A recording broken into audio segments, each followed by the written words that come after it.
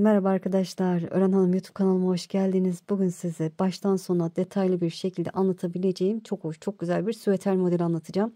Bayan süveter olacak arkadaşlar, yetişkin süveter.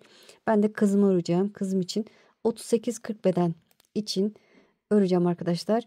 38-40 beden için 90 ilmek atacağım. İp olarak da şöyle göstereyim. Elimde 2 yumak angora ipim var.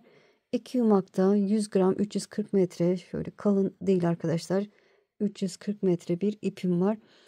Bu ipten 2,5 yumak gider diye düşünüyorum. Angora ipten de 1,5-2'ye yakın gider diye düşünüyorum. Baştan sona detaylı bir şekilde anlatacağım ama iki video olarak çalışacağım arkadaşlar. Bu videoda modelimizi başlayacağız. Ön bedeni başlayacağız. Deseni anlatacağım. Koltuk kesimini göstereceğim. Yaka oyuntusunu detaylı bir şekilde anlatacağım. Bir sonraki videoda da arka bedeni, ense oyuntusunu, yakasını, yapımını detaylı bir şekilde tamamen bitimini anlatacağım inşallah. Böyle iki ipi birleştireceğim. Dediğim gibi bu ip ve bu ipi birleştirip öreceğim. 5 numara ya da 4,5 numara şiş kullanacağız arkadaşlar. Eliniz sıkıysa 5 numara. Eliniz benim gibi orta genişlikte ise 4,5 numara şişle örebilirsiniz. Tam detaylı anlatacağım. İlk defa yapacak olanlar için bütün ayrıntılarını göstereceğim arkadaşlar. Hazırsanız şöyle iplerimi kenara alayım. Evet, iplerimi kenara aldım. Şöyle dediğim gibi bir tane angora ip ve diğer ipimi şöyle bu şekilde birleştiriyorum. İpimi ikiye katlıyorum. 4,5 numara şişle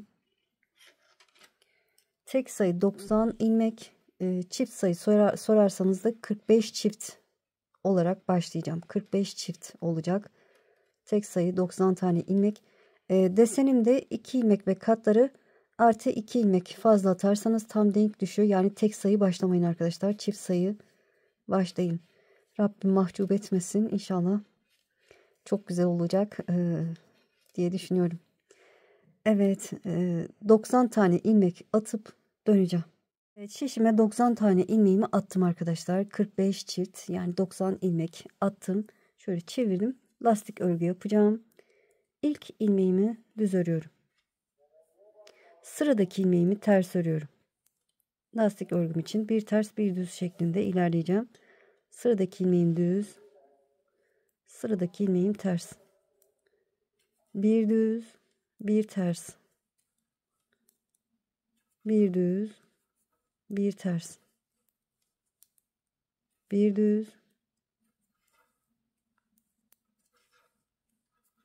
bir ters. Evet. Bir düz, bir ters örerek sıranın sonuna kadar gelelim. Evet, sıranın sonuna yaklaştım. Son 3 ilmeğim kaldı. Bir ters, bir düz. Kenar ilmeğimi de şöyle ters örüyorum. Sırayı tamamlıyorum. Şöyle çevirdim.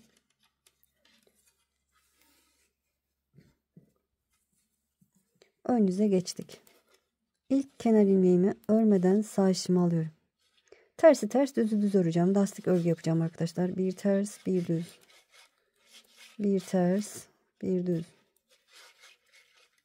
Bir ters, bir düz. Tersi ters, düzü düz örerek sıranın sonuna kadar gelelim.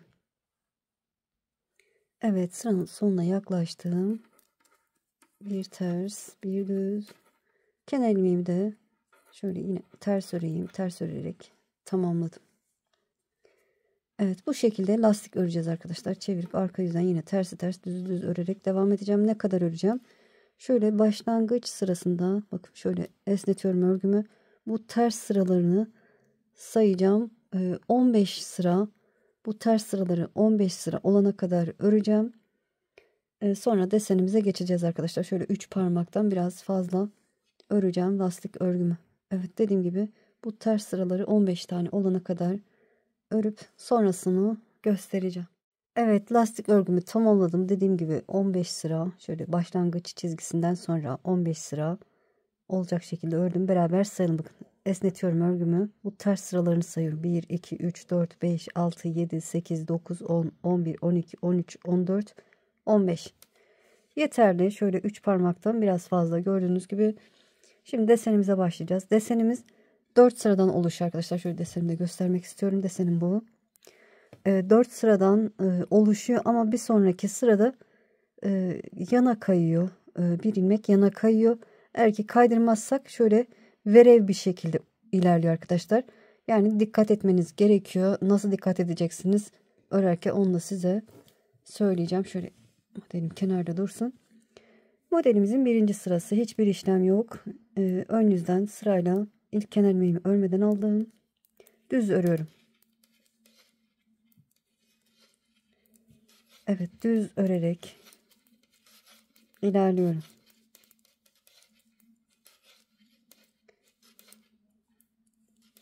Düz örerek sıramızı tamamlayalım. Evet, düz örerek sıramı tamamladım. Çevirdim. Arka yüzdeyim. İkinci sıra. Bu sırada da hiçbir işlem yok. İpi kendime doğru aldım. İlk ilmeğimi örmeden sağ şişimi alıyorum. İlmeğim şöyle ters duruyorsa düzeltiyorum arkadaşlar. Kenarı düzgün olsun. Hiçbir işlem yok. Ters örerek ilerleyelim.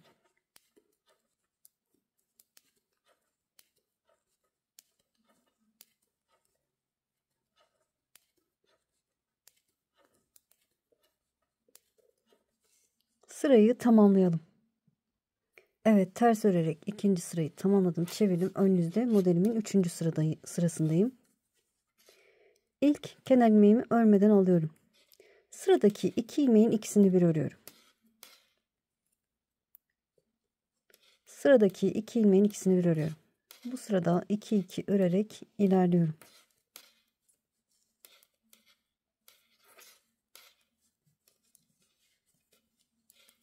Sıradaki 2 ilmeğin ikisini bir örüyorum. Bu şekilde 2 2 örerek ilerleyeceğiz. Son bir ilmek kalana kadar.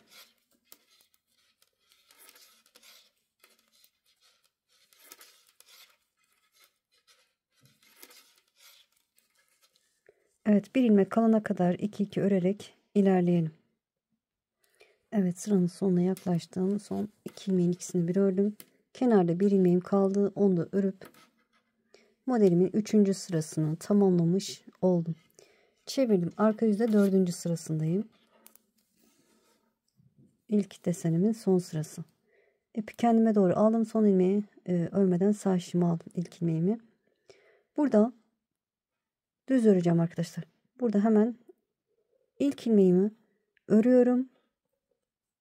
Sonra ilmek sayısı dengelensin diye bakın buradan alttan bakın bu şekilde şu teli alıyorum.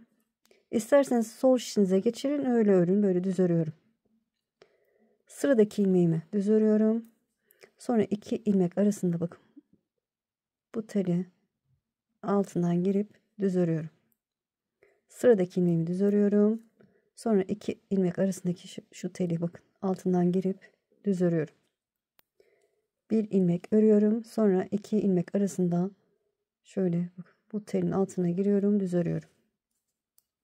İlmek sayım yine 90 olacak arkadaşlar. Aradan girdim. Ördüm. Normal ilmeğimi ördüm. Aradan telin altına giriyorum, örüyorum. Sıradaki ilmeğimi de örüyorum. Arka yüzden modelin 4. sırası düz örerek ilerliyorum. Bir aradaki teli alarak örüyorum. Bir de ilmeğimi örüyorum. Bu şekilde ilerliyorum.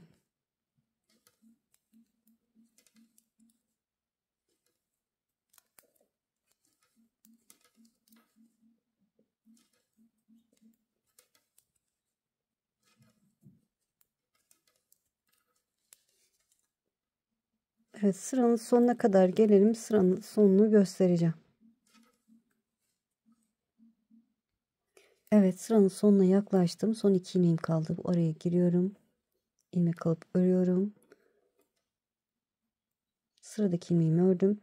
Burada başlarken bir ilmek örüp ondan sonra artırma yaptık. Şimdi son ilmekten önce artırma yapıyorum 4. sırasında. Şöyle aradan yine telimi alıp ördüm. Son kenar ilmeğimi de düz örüp modelimin 4. sırasını tamamlamış oldum. Evet, İlk desen sadece bu sıra önemli arkadaşlar. En önemli sıra burası. Ne yaptık? Kenar ilmekten sonra bir ilmek düz ördük. Ondan sonra artırma yaptık. Aradan tel alıp ördük. Çıkışta da son ilmekten önce artırma yaptık. Yine ilmek sayımız 90 tane. Çevirdim. İkinci desenimin birinci sırası arkadaşlar. Yine hiçbir işlem yok. Düz örerek ilerleyeceğim. Birinci sırada yaptığımız işlemin aynısı. İlk kenar ilmeğimi örmeden aldım. Düz örerek ilerliyorum. Model biraz ilerledikçe kendisini gösterecek. Evet, birinci sıra düz örerek ilerliyorum. Sıramızı tamamlayalım. Evet, düz örerek sırayı tamamladım.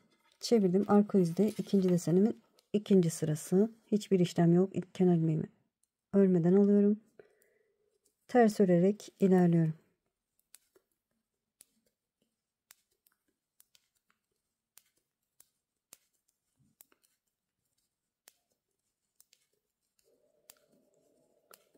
Sırayı tamamlayalım. Evet, ikinci sırayı arka yüzden ters örerek tamamladım. Çevirdim. Ön yüzde üçüncü sıradayım. Üçüncü sırada aynı şekilde örülüyor. Hiçbir işlem yok. İlk kenar ilmekten sonra ne yapıyoruz? 2-2 örerek ilerliyoruz. Dördüncü sırası önemli arkadaşlar. Böyle ilmeklerimi 2-2 örerek ilerliyorum.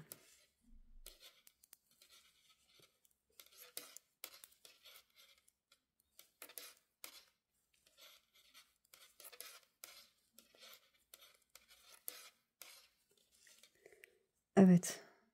Birinci desenin üçüncü sırasında yaptığımız gibi aynı işlem. 2-2 örerek ilerleyelim. Son bir ilmek kalana kadar örelim. Evet, son bir ilmek kalana kadar 2-2 örerek ilerledim. Son kenar ilmeğimi de ördüm. Sıramı tamamladım. Üçüncü sırayı. İkinci desenin üçüncü sırası. Evet, ikinci desenin dördüncü sırası. Burası da önemli arkadaşlar. İpi kendime doğru aldım. İlk ilmeği örmeden sağ işimi aldım. Birinci desende bir ilmek örüp ondan sonra artırma yapmıştık. Burada ikinci desen, yani ikinci sırada çift giden sıralarda kenar ilmekten sonra hemen bakın bu araya girip ilmek alıyorum ve örüyorum, düz örüyorum. Sıradaki ilmeğimi ördüm, yani kenar ilmekten sonra hemen aradan tel alıp ördüm düz olarak. Sıradaki ilmeğimi düz örüyorum. 2 ilmek arasından bakın bu teli kaldırıp altından düz örüyorum. Bu telin altından düz örüyorum.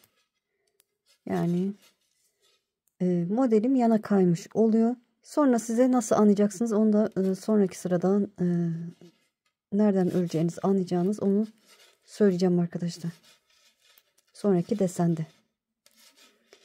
Evet, modelim çok kolay. Gördüğünüz gibi sadece karıştırmamanız lazım. Karıştırırsanız yana doğru kayacaktır desenler.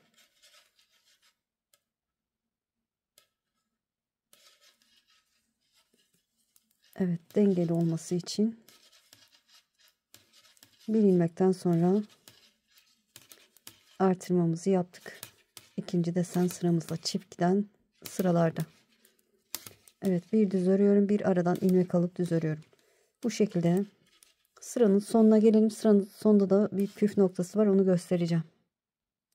Evet, ikinci desenimin dördüncü sırasında da ne yapacağız? Son 2 ilmek kalasıya bu aradan teli alıp örüyorum. Bu son 2 ilmeğin arasından tel alıp örmüyorum arkadaşlar. Örersem artırma olur. Kalan son 2 ilmeğimi de örüp sıramı tamamlıyorum. Şişimde yine 90 tane ilmeğim var. Çevirdim. İkinci desenimizi de tamamladık. Şimdi birinci sırada ne yaptıysak aynı işlemi yapacağız. 1 ve 3 yani 3'e kadar aynı şekilde öreceğiz. Dördüncü sıra önemli arkadaşlar. Evet, ne yapmıştık? Birinci sırada düz örerek ilerliyoruz.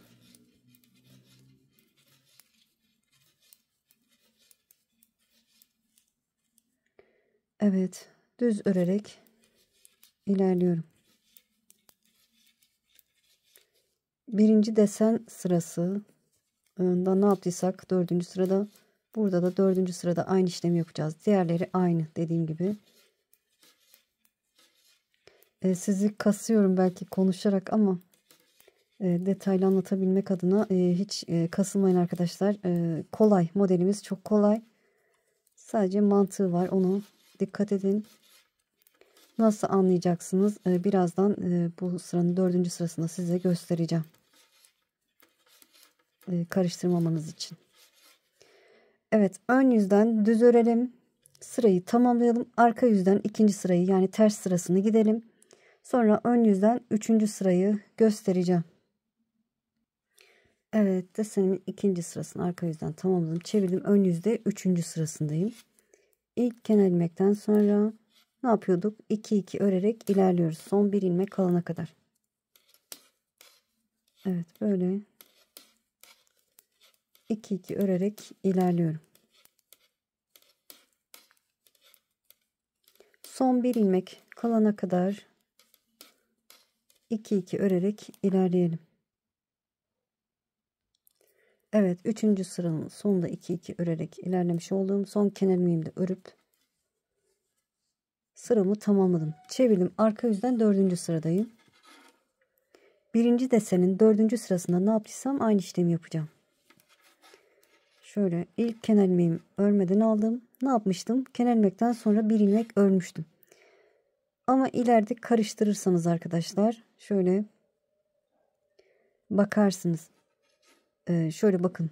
Burada şöyle göstereyim. Şu ilmeği geçireyim. Bakın burada şurada bir tane örüp burada artırdım, yani iki ilmekten sonra burada artırdığım için şurada bir mesafe var. Bir sonraki desende de bir ilmekten sonra hemen aradan ilmek alıp artırdığım için buradaki boşluk yakın duruyor. Anlıyorum ki burada bakın bir alt sırada burada hemen bir ilmekten sonra artırmışım. Burada anlıyorum ki bu bir, ikinci ilmekten sonra artırmaya başlayacağım. Yani buradan tel alıp düz örüyorum. Sıradaki ilmeğimi örüyorum. Sıradaki iki ilmek arasından tel alıp örüyorum. Bu şekilde. Dediğim gibi o şekilde anlarsınız. Şöyle bakıyorum. Bakın burada birinci desen sırasında hemen burada bir boşluk yok ama bir alt sırada bakın burada bir ilmekten sonra boşluk var. Anlıyorum ki burada da iki ilmekten sonra aradan tel alıp öreceğim. Oradan anlayabilirsiniz.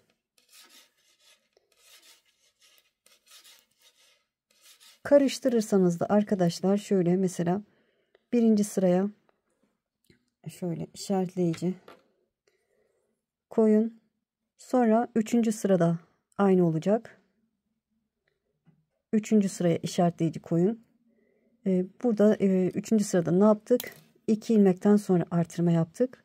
O şekilde işaretleyici koyduğunuz yerleri öyle ayarlayabilirsiniz. Dördüncü sırasında nasıl öreceğinizi. Çok kolay, sadece püf noktası, ona dikkat edeceksiniz arkadaşlar. Dördüncü sıralar önemli. Evet, sıranın sonuna kadar gelelim. Sıranın sonunda göstereceğim. Evet, sıranın sonuna yaklaştım. Son 2 ilmeğim kaldı. Bu aradan tel alıp örüyorum. Başlarken 2 ilmekten sonra artırma yaptığım için çıkışta da bir ilmekten önce artırmamı yapıyorum ki ilmek sayım dengelensin. Evet, son bir ilmeğin öncesinde tel alıp ördüm ve kenar ilmeğimi de örüp modelimin dördüncü sırasını tamamlamış oldum. Evet. 2 ile bakın 2'den sonra artırma yapıyorsak sondan bir ilmek kalınca en son artırmamızı yapacağız. Eğer ki arka yüzde bir ilmekten sonra artırma yapıyoruz. Yani artırma dediğim tel alıp örüyoruz. Bir ilmekten sonra tel alıp örüyorsak diğerinde de 2 ilmek, yani sıranın sonunda da 2 ilmek kalasıya aradan tel alacaksınız. Son 2 teli de ilmeği de örüp sırayı tamamlayacaksınız. Evet, inşallah anlatabildim arkadaşlar. Şimdi ne yapacağız? Dördüncü desenimizin birinci sırası. Dediğim gibi 3 sıra zaten aynı şekilde ilerliyor. Dördüncü sıra önemli. Dördüncü sıra arka yüzden bakarsınız. Dediğim gibi size anlattığım gibi, hatta ben 3 sırayı öreyim, tekrar dördüncü sırayı size ikinci desenin 4. sırasında yaptığımız işlemin aynısını yapacağız. Onu size anlatacağım. Evet, 3 sırayı örelim. 4. sırayı arka yüzden göstereceğim. Evet, 4. desenimin 3. sırasını tamamladım. 2 2 örerek son bir ilmek kalana kadar ördüm. Çevirdim. Arka yüzde 4. sırasındayım. Ne yapacağız onu göstereceğim. İlk kenar ilmeğimi örmeden aldım. Bir alt sırada bakın şöyle oluşan boşluğa bakıyorum. Yani burada anlıyorum ki buradaki örülen ilmek sayısı 2 tane arkadaşlar. O yüzden burada bir ilmekten sonra hemen buradan tel alıp örüyorum. Şöyle bakın, bir altta şurada bir ilmekten sonra örülmüş, yani artırılmış. Burada da 2 ilmekten sonra aradan tel alıp örmüşüm. Yani anlıyorum ki ilk ilmekten sonra aradan tel alıp örüyorum ve yoluma devam ediyorum. Burada bir ilmekten sonra artırma yaptığım için sıranın sonunda da 2 ilmek kalınca son artırmamı yapacağım.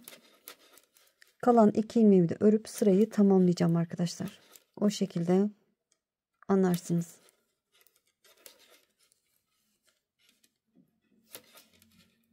Evet, sırayı tamamlayalım ya da sıranın sonunu göstereyim arkadaşlar. Evet, sıranın sonuna 2 ilmek kalana kadar ördüm. Burada karıştırdığınız olabilir. Karıştırdıysanız ne yapacağınızı. Burada ne yapmışım bakın. Hemen bir ilmekten sonra aradan tel alıp örmüşüm. Burada boşluktan anlıyorum. Demek ki bir ilmekten sonra artırdıysam sıranın sonunda 2 ilmek öncesinde tel alıp örüyorum ve kalan 2 ilmeğimi de düz örüp sıramı tamamlıyorum. Telim bir kaldı. Evet, modelim böyle arkadaşlar. Detaylı anlatmaya çalıştım. Eminim anladınız. Böyle bu şekilde devam edecek. Nereye kadar edecek? Koltuk altına gelene kadar öreceğim arkadaşlar. Koltuk kesimde detaylı anlatacağım inşallah. Siz ne kadar olmasını istiyorsanız o kadar da örebilirsiniz. Ben size ördükten sonra şu kadar ördüm diye böyle sayıları söyleyeceğim. Sonrasını size göstereceğim inşallah. Koltuk altına kadar bu şekilde devam edelim. Sonrasını dediğim gibi göstereceğim. Evet, koltuk altına gelene kadar ördüm arkadaşlar. Bu desenleri sayarsak 38 desen yaptım. Santim olarak da birazdan vereceğim. Bakın son deseni yaptım. Ön yüzden 2 2 örerek gittim. Arka yüzden de ilmeklerimi alıp döndüm. Yani üzerinden bir sıra düz bir sıra ters örmedim. Bu şekilde bıraktım. Bu 38. desenim. Bu son desen. Santim olarak da sorarsanız şöyle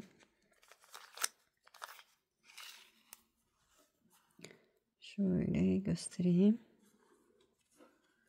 44 santim olmuş arkadaşlar. Bakın 44 santim olana kadar örmüşüm, yeterli diye düşünüyorum. Siz de kendi üzerinizde ya da kim örüyorsanız o şekilde ayarlayın. Evet, şimdi koltuk altını yapacağız. Koltuk kesimini yapacağız arkadaşlar. Öncesinde şöyle modelimin tersini çevirdim. Bu şekilde ilmek atacağım kolaylık olsun diye. Bakın işaret parmağımda çapraz şekilde tutuyorum. 1 2 8 ilmek atacağım. 3 4 5 6 7 ve 8. 8 ilmek yeterli. İlk ilmeğimi düz örüyorum. Sıradaki ilmeğimi ters. Sıradaki ilmeğim düz, bir düz bir ters örüyorum. Sıradaki ters, bir düz, bir ters, bir düz, 8. ilmeğim ters. 8 ilmek ördükten sonra sıradaki 3 ilmeğin 3'ünü birlikte, bakın 3 ilmeğin 3'ünü bir örüyorum. Burada 2 ilmek eksiltmiş oluyorum. 3'ünü bir düz olarak ördüm. Şimdi geri çeviriyorum. 8 ilmek artırdık. Ben 8 ilmekte keseceğim arkadaşlar. O şekilde yapacağım. Siz daha fazla da oyabilirsiniz. Düşük omuzlu olsun istiyorum. Çevirdim. Arka yüzden ilk ilmeğimi örmeden alıyorum. Bu 9. ilmeğim oluyor arkadaşlar, biliyorsunuz. Örmeden aldım. Sıradaki ilmeğim düz. Sıradaki ters. Sıradaki düz. Sıradaki ters. Bir düz, bir ters örerek ilerliyorum. Bir düz. Kenar ilmeğimi de ters örüp arka yüzden tamamladım. Çevirdim. Ön yüzdeyiz. İpi kendime doğru aldım. İlk ilmeği örmeden sağ şişimi aldım. Sıradaki ilmeğim ters örüyorum. Bir ters, bir düz, bir ters, bir düz, bir ters, bir düz, bir ters. 8 ilmeğimi ördüm. 9, 10 ve 11. Üçünü bir düz olarak ördüm. Burada da 2 ilmek eksiltmiş olduk. Toplamda 4 ilmeğimiz eksildi. Çevirdim arka yüzünü. İlk ilmeğimi örmeden sağ şişimi aldım. Sıradaki ilmeğim düz, sıradaki ters, bir düz, bir ters, bir düz, bir ters, bir düz, kenar ilmeğimi de düz örüp sıramı tamamladım. Çevirdim. Evet, ön yüzü çeviriyorum. Üçüncü eksiltme sıram. İpi kendime doğru aldım. İlk ilmeği örmeden sağ şişimi alıyorum. Sıradaki ilmeğim ters, sıradaki düz, ters, lastik örerek ilerliyorum. 8 ilmeğimi örüyorum. 8 ilmeğimi ördüm. 9, 10 ve 11. Üçünü bir ördüm. Bu şekilde. Çevirdim. Toplamda 6 ilmek kesmiş olduk. Çevirdim arka yüzde. İlk ilmeğimi örmeden aldım. Tersi ters, düzü düz örerek sıramı tamamlıyorum.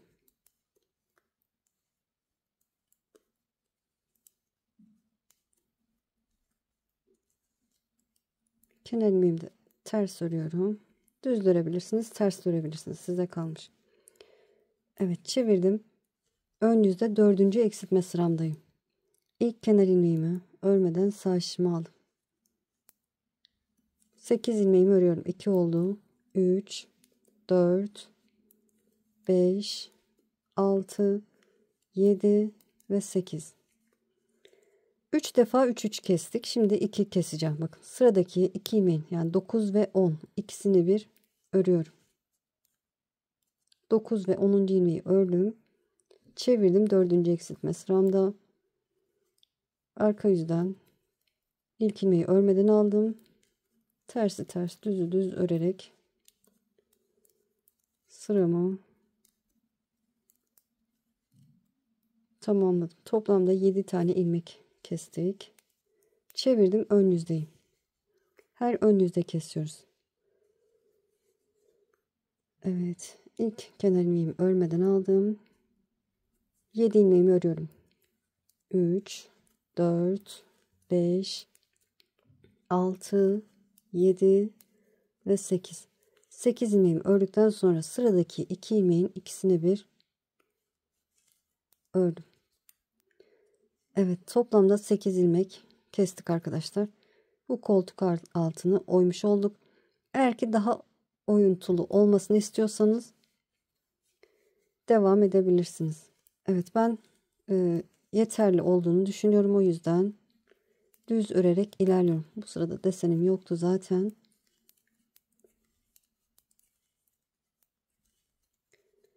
Evet, düz örerek sıramızı tamamlayalım. Diğer tarafı arka yüzden keseceğiz.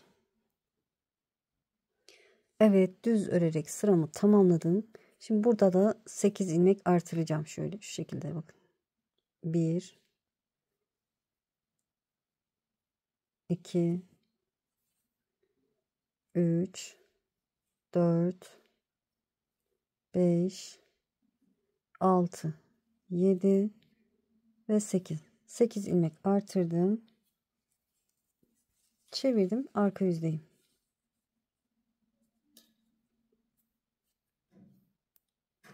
Evet, bir dakika. Evet, diğer tarafla eş olsun diye ilk ilmeğimi düz örüyorum. Sıradaki ilmeğimi de düz örüyorum. Kenar ilmekten sonra bir düz ördüm. Sıradaki ilmeğim ters. Sıradaki düz. Şöyle. Sıradaki ilmeğim ters. Sıradaki düz. 8 ilmeğimizi örüyoruz. Sıradaki ters. Sıradaki ilmeğim düz. Evet, 3 6 7 8 ilmeğimi ördüm. İpi kendime doğru aldım. Sıradaki 3 ilmeğin 9 10 11 üçünü bir ters olarak ördüm. Ters olarak ördük. Şöyle çeviriyorum. Ön yüzde ilk ilmeğimi şöyle yönünü çevirip örmeden sağ şişimi alıyorum. Ve tersi ters, düzü düz örüyorum. Sıradaki ilmek ters, sıradaki düz, ters, düz,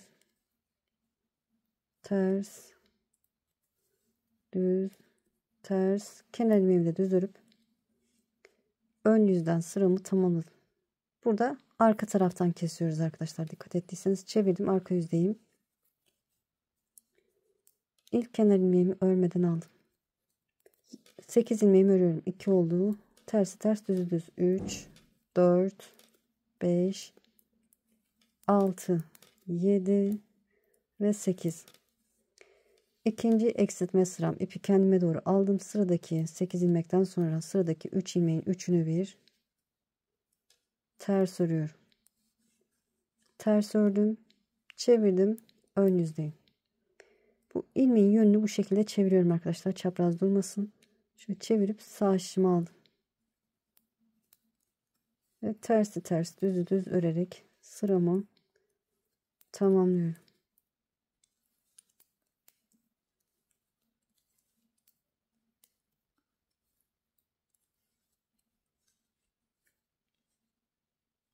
Çevirdim. Arka yüzde 3. eksiltme sıramdayım.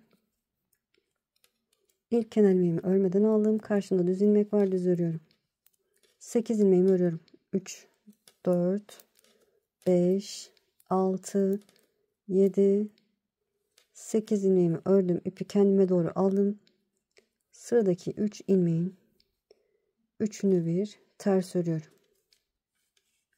Evet, toplamda 6 ilmek eksiltmiş oldum. Çevirdim. Ön yüzdeyim.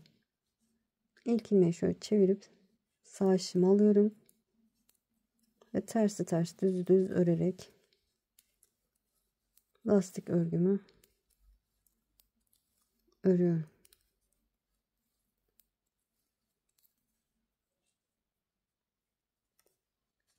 Çevirdim. Arka yüzde 4. eksiltme sıram.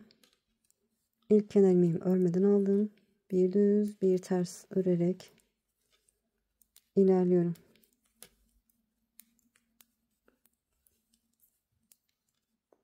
Evet, 3 6 7 8 ilmeğimi ördüm. İpi kendime doğru aldım.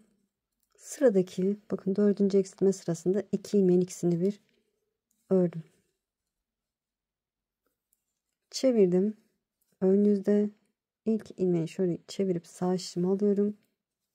Ve yine tersi ters, düz düz örerek sırayı tamamlıyorum.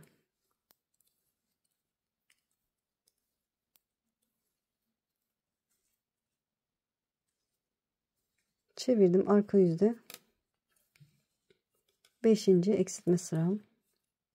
Kenar ilmekten sonra sırayla tersleri ters, düzleri düz örüyorum. 8 ilmeğimi örüyorum.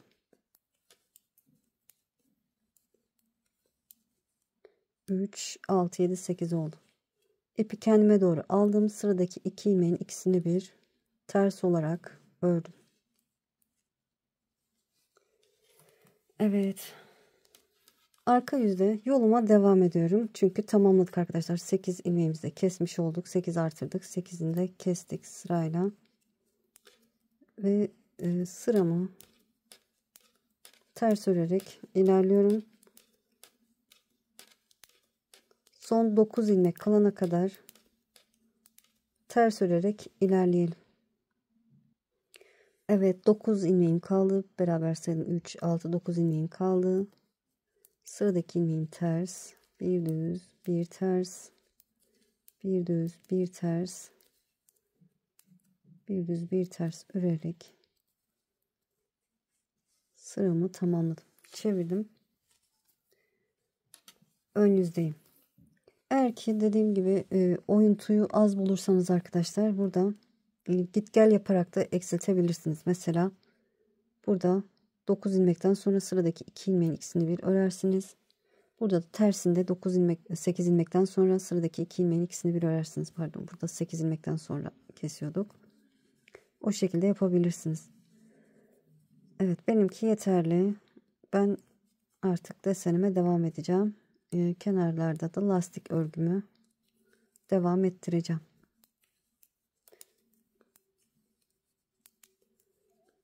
Evet, 9 tane ilmeğimi ördüm. Sıradaki 2 ilmeğin ikisini bir örüyorum. Sıradaki 2 ilmeğin ikisini bir örüyorum. Yani desenime devam ettiriyorum.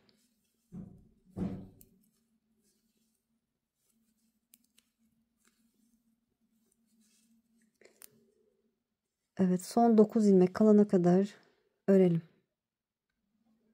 Evet, son 9 ilmeğim kaldı. Şöyle buradaki ilmeği yönünü çevirip düz ördüm. Sonra tersi ters, düzü düz örerek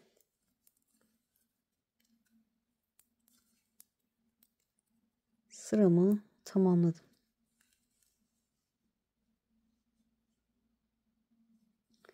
Çevirdim.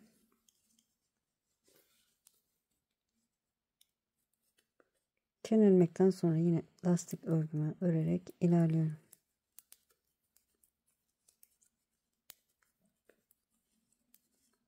3, 6, 7, 8 ve 9. 9 ilmekten sonra şöyle bakıyorum arkadaşlar. Bir alt sırada burada ilmek alınmış. Bakın burada. O yüzden şimdi sıradaki ilmeği düz örüyorum. Buradan tel alıp örüyorum. Sıradaki ilmeği düz örüyorum. Alttan tel alıp örüyorum. Buradan anlarsınız eğer ki şurada şöyle tekrar göstereyim arkadaşlar, sökeceğim. Çünkü karıştırabilirsiniz.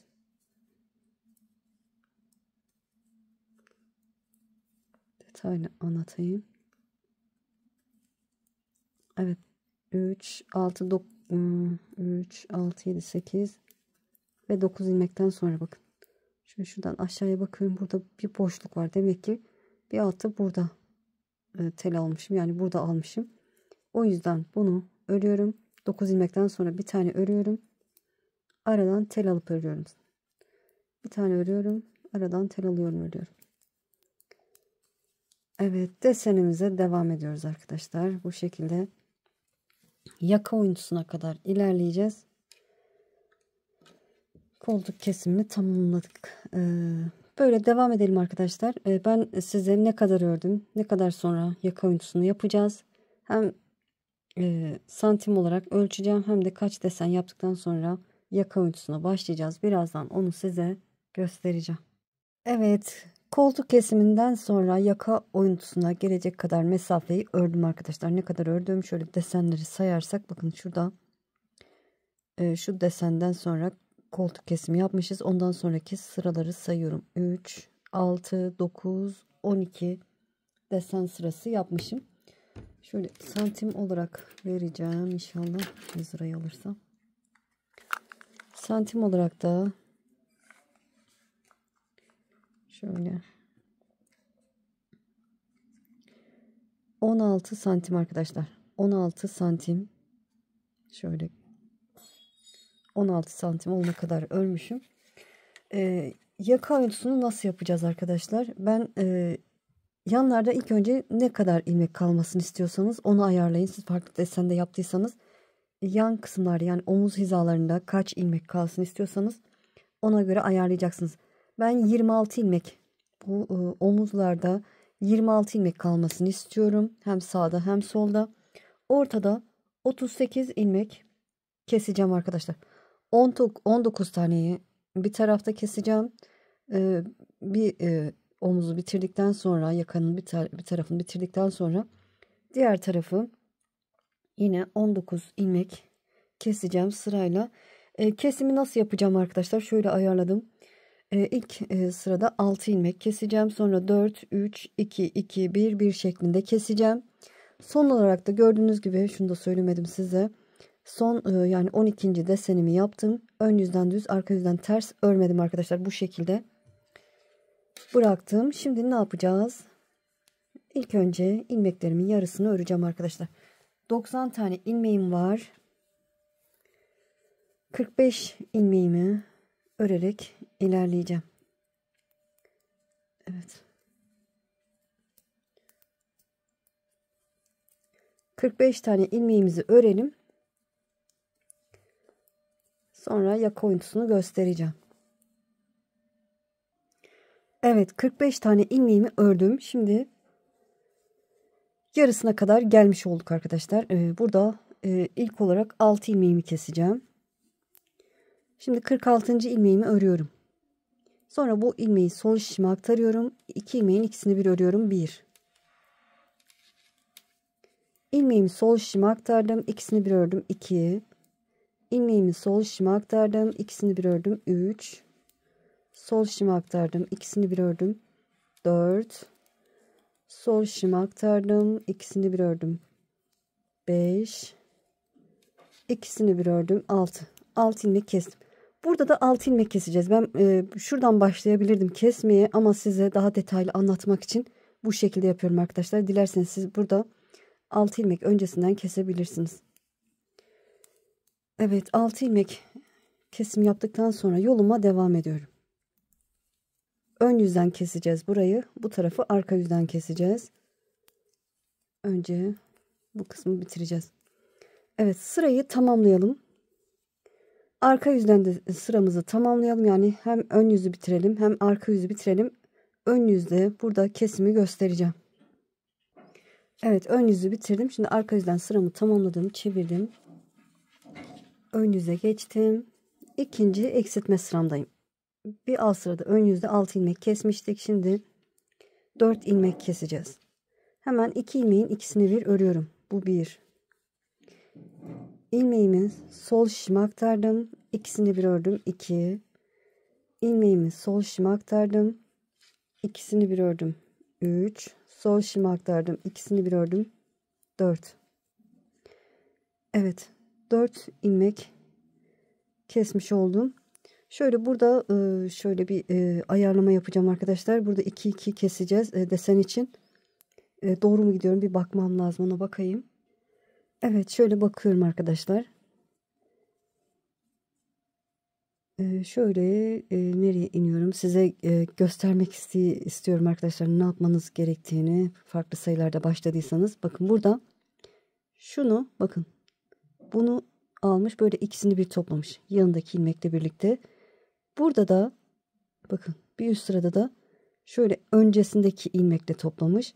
Şimdi ne yapmam lazım?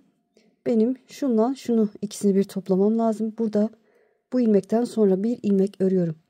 Ya da hiç kafanızı karıştırmayın. Şurada 9 ilmekten sonra bakın 9 ilmekten sonra kenar bandından sonra şöyle 2 2 2 ilerlersiniz.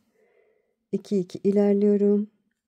Burada bu ilmeği de örmem lazım. Çünkü bununla ikisini bir öreceğim. İlmek yok ya da bu ikisini öremem. Bunu tek örüyorum. Sıradaki 2 ilmeğin ikisini bir örüyorum. Bu şekilde ayarlarsınız. Sıradaki 2 ilmeğin ikisini bir örüyorum. Evet. 2 2 örerek ilerleyelim. Sonra lastik örgümüzü de örüp sırayı tamamlayalım. Arka yüzden deseni bilirsiniz ama yine de göstereyim. Evet, ön yüzden sıramı tamamladım. Arka yüzdeyim. Lastik örgümü örüyorum.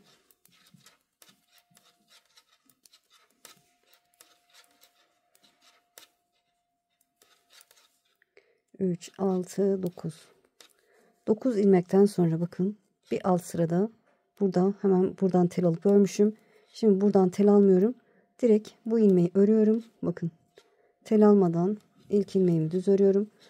Bir sonraki aradan tel alıyorum.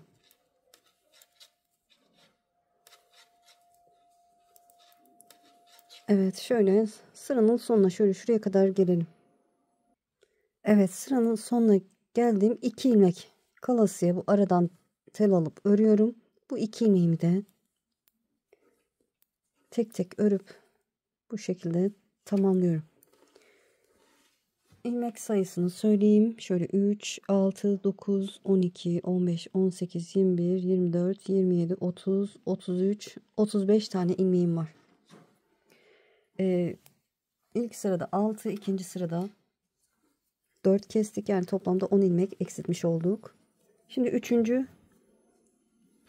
eksiltme sıramdayım. İlk kenar ilmeğimin yönünü çevirdim. Bunu sol şişime aktarıyorum. İkisini bir örüyorum. 3 ilmek eksilteceğim.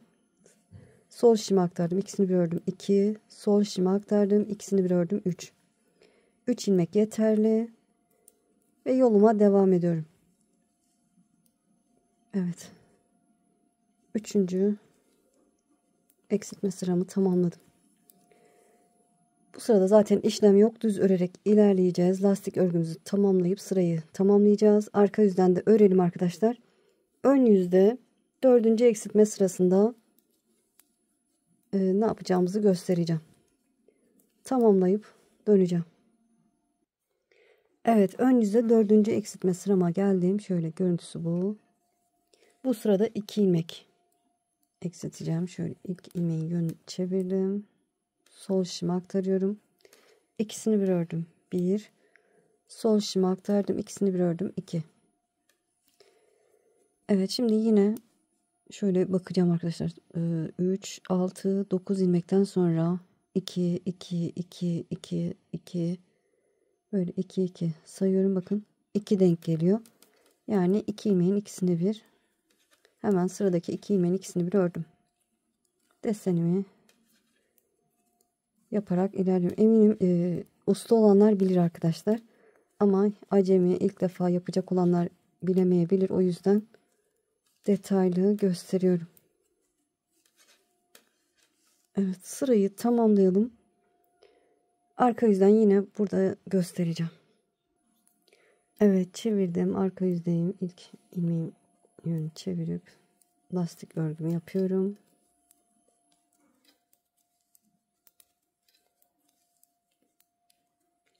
Dokuz ilmeğimi ördüm.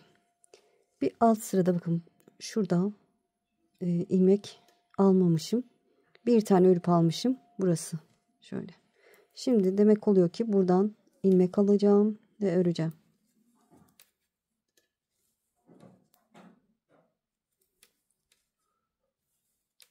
Evet.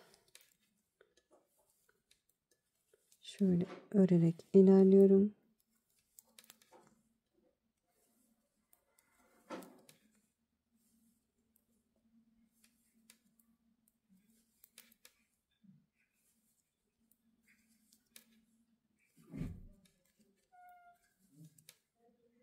Evet, son olarak bu 2 ilmeğin öncesinde ilmek aldım.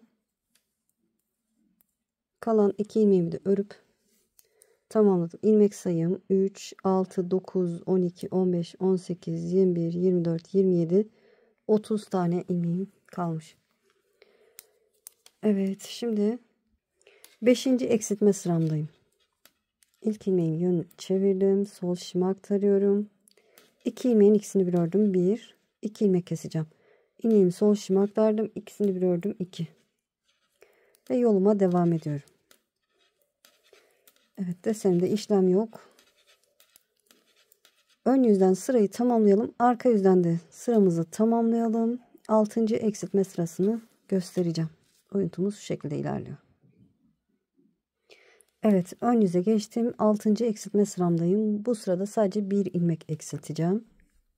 Hemen 2 ilmeğin ikisini bir örüyorum. Bir ilmek eksiltmiş oldum. Ve yoluma devam edeceğim. Yine 9 ilmekten sonra 3, 6, 9 ilmekten sonra 2, 2, 2, 2, 2, 2, 2 olarak ayarlıyorum. Bakın. Burada 2 idi. Şimdi bu da 2. Burada bununla keseceğim bir ilmek yok. O yüzden onu tek olarak örüyorum. Sonra 2, 2 örerek ilerliyorum. Evet, ön yüzden sırayı tamamlayalım. Arka yüzden yine göstereceğim. Evet, arka yüze geçtim. Şöyle ilk ilmeğimi yine yönü çevirip lastik örgümü örerek ilerliyorum.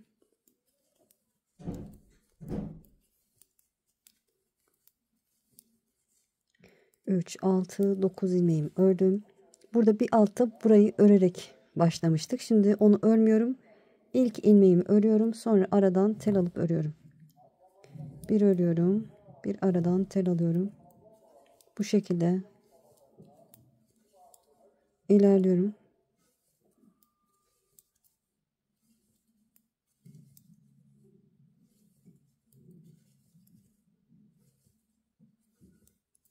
Evet, son olarak 2 ilmek kaldı. Bu aradan tel alıyorum ve kalan 2 ilmeğimi örüp tamamlıyorum. Çünkü 2 ilmekle başlamıştık bu taraftan. Çevirdim. Ön yüzde 7. eksiltme sıramdayım. Bu sırada bir ilmek eksilteceğim. 2 ilmeğin ikisini bir ördüm ve yoluma devam ediyorum. Evet. Şöyle kaç ilmeğim kaldı? 3, 6, 9, 12, 15, 18, 21, 24, 25, 26 tane ilmeğim kaldı. Tam hesapladığımız gibi arkadaşlar 26 ilmeğimiz kaldı. Artık eksiltme yapmayacağız. Toplamda 7 sırada 7 her ön yüzde eksiltmemizi yaptık.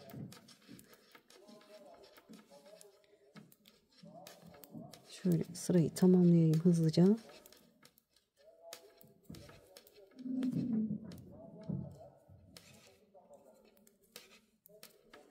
Evet, şöyle göstereyim arkadaşlar.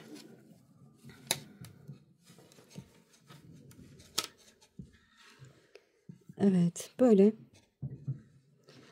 oyuntumuzu yaptık arkadaşlar.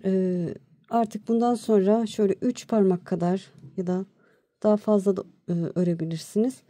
Ben öreceğim arkadaşlar. Size göstereceğim 3 desenli 4 desenli ördüğümü size söyleyeceğim. Ne kadar ördüğümü. Ya da şuraya işaretleyici koyalım. Siz de koyabilirsiniz. Şöyle bu desenden sonra şöyle buraya işaretleyici koyuyorum.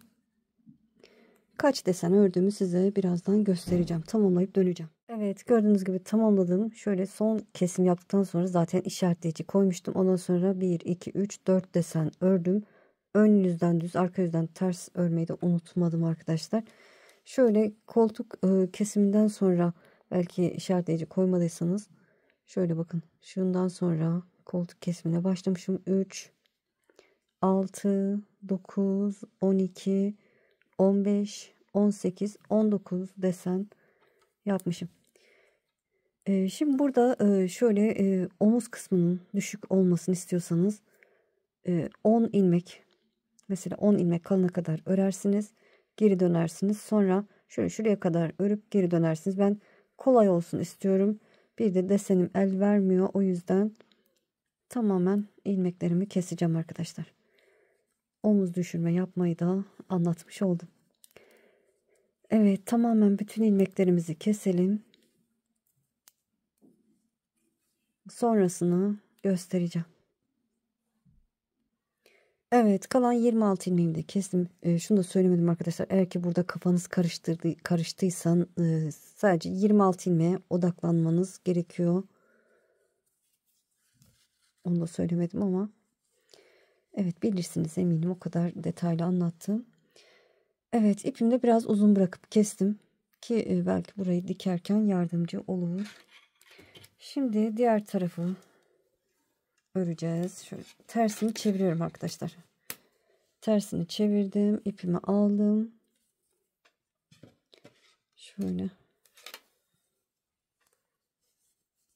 Dediğim gibi burayı tersinden keseceğim. Şöyle ipimi birazcık uzun bırakıyorum.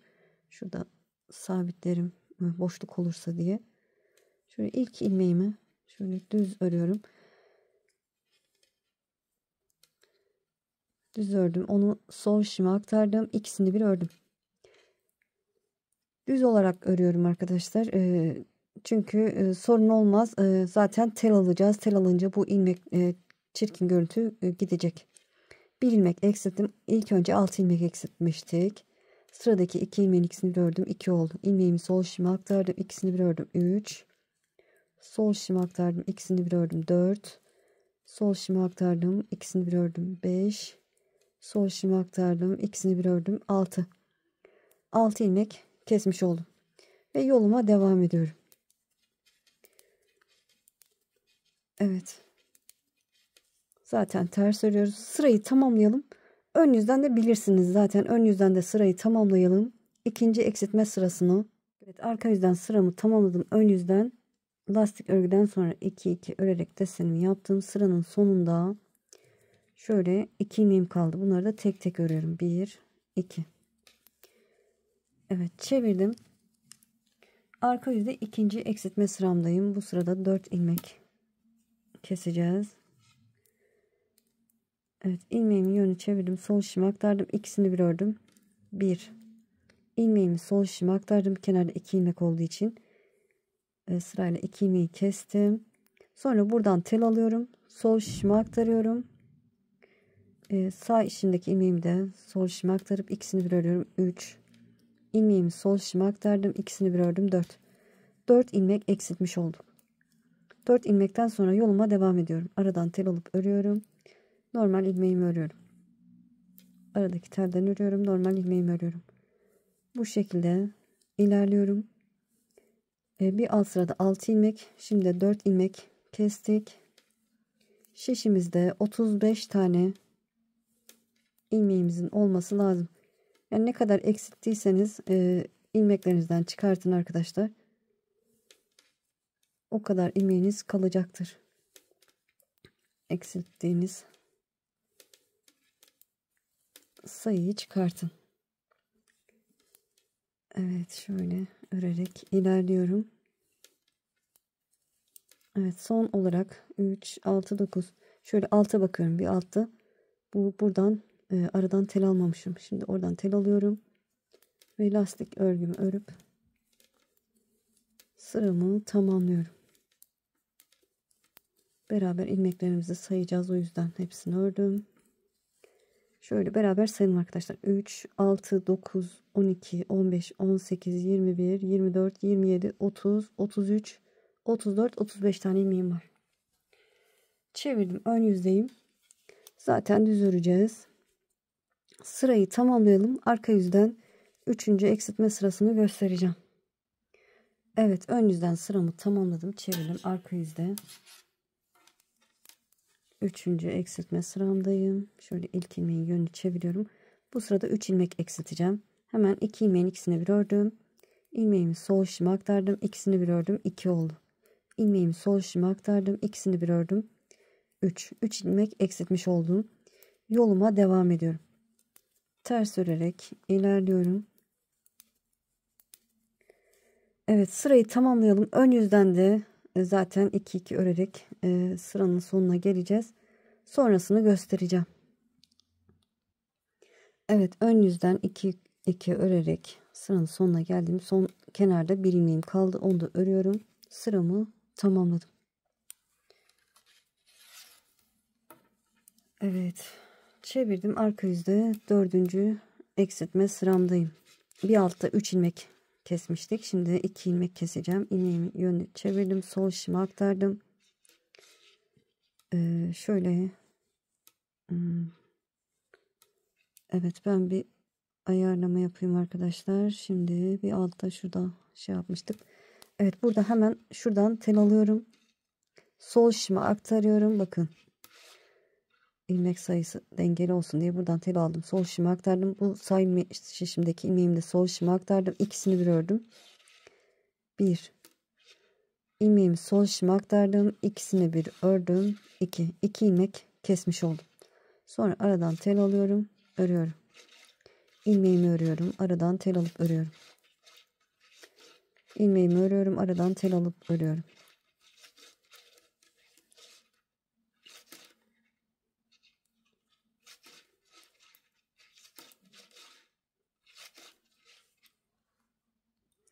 Evet, şöyle şurayı da göstermek istiyorum. Burada 10 ilmek kalasıya şuradan tel alıp örüyorum.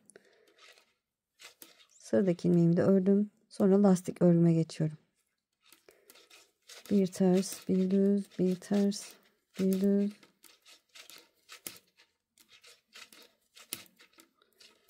Kenar ilmeğimi de örmeden aldım. Sayacağım arkadaşlar. 3, 6, 9, 12, 15, 18, 21, 24, 27, 30 tane ilmeğim kaldı. Bir alt sırada 2 eksiltmede 33 taneydi. 2 eksilttik. 30 kaldı. Çevirdim. Ön yüzden sırayı tamamlayalım arkadaşlar. Arka yüzden eksiltmeyi yine göstereceğim.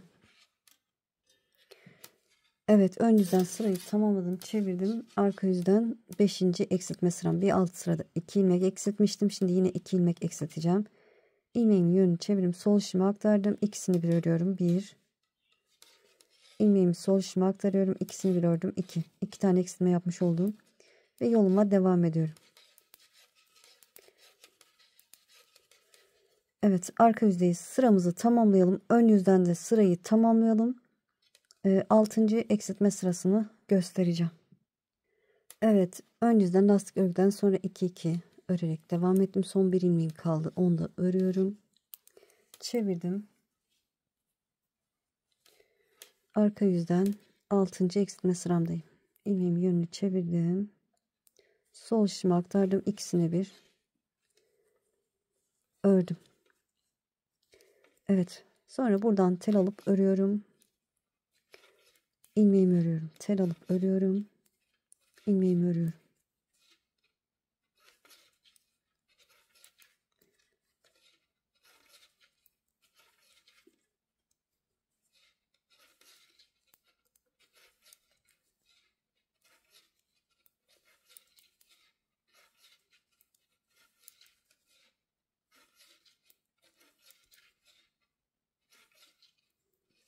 Evet, şöyle bakın. Burada 9 ilmeğin öncesinde 3, 6, 9 ilmeğin öncesinde aradan tel aldım, ördüm. Ve lastik örgümü örerek ilerliyorum. 27 ilmeğimin kalması lazım. Şöyle beraber sayalım.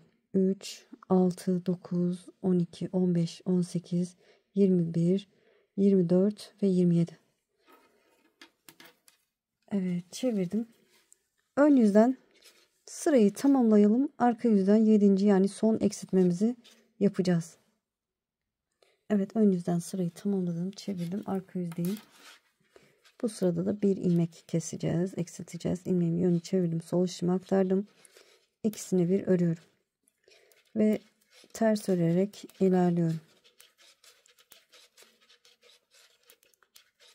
Sırayı tamamlayalım. Evet, sırayı tamamladığım şişimde toplamda 26 ilmeğim kaldı. Yine sayalım. 3, 6, 9, 12, 15, 18, 21, 24, 25, 26. Evet, bu tarafında yaka oyuntusunu tamamladık arkadaşlar. Neden bu kadar geniş derseniz, çünkü tel alıp yaka öreceğiz. Şöyle şu kadar olacak. O yüzden böyle görüntüye aldanmayın. Evet, artık 26 sabit ilmeğimizi öreceğiz arkadaşlar. Yine burada da işaretleyici koyabilirsiniz. Şöyle işaretleyici koyuyorum. İşaretleyiciden sonra diğer tarafta 4 desen fazla örmüştüm. Yine burada da 4 desen örüp kesimimi yapacağım arkadaşlar. 4 desenimizi örelim. Tabii siz daha farklı da sayıda örebilirsiniz. 4 desenimizi ördükten sonra benim aynı yapanlar kesimimizi yapalım. Sonrasını göstereceğim. Burayı da tamamladım arkadaşlar. İşaretleyiciden sonra 4 desen olacak şekilde ördüm. Ve ön bedeni tamamlamış olduk arkadaşlar. Böyle yakasının açık durması, tekrar söylüyorum, sizi rahatsız etmesin. Çünkü tel alıp lastik örgü yapacağız. Ense oyuntusunda yapacağız arkadaşlar. Bir sonraki videoda ense oyuntusunda detaylı bir şekilde anlatacağım. Şimdi ne yapacaksınız? Arka beden için aynı şekilde videoyu geri alabilirsiniz arkadaşlar. 90 ilmek yine aynı şekilde başlayacağım. Ben 90 ilmek atıp lastik örgümü yapacağım. Aynı boyutta olacak. Sonra yine desenlerimi yapacağım. Koltuk kesimi yine aynı olacak. Aynı şekilde koltuk kesimini yapacağım. Şöyle 2 desen eksik yapacağım ki ense oyuntusunu yapayım arkadaşlar. Ense oyuntusunda 2 desen eksik şekilde yapıp ondan sonra ense oyuntusunu yapacağım. Böyle Bugünlük bu kadar. İnşallah bir sonraki videoda tamamını yani arkayı ve yakasını, dikimini hepsini detaylı bir şekilde anlatacağım. Bitireceğiz inşallah. Böyle beni izleyerek yaptığınız için çok çok teşekkür ederim. Kanalıma abone değilseniz abone olursanız sevinirim. Videolarımı beğenip paylaşırsanız, yorum yaparsanız bana destek olmuş olursunuz. Şimdi değil, ileride örmek istiyorum derseniz de kaydedin. Daha sonra kaydettiğiniz videolar arasında bulabilirsiniz. Sizi çok seviyorum. Kendinize iyi bakın. Allah'a emanet olun. Hoşça kalın.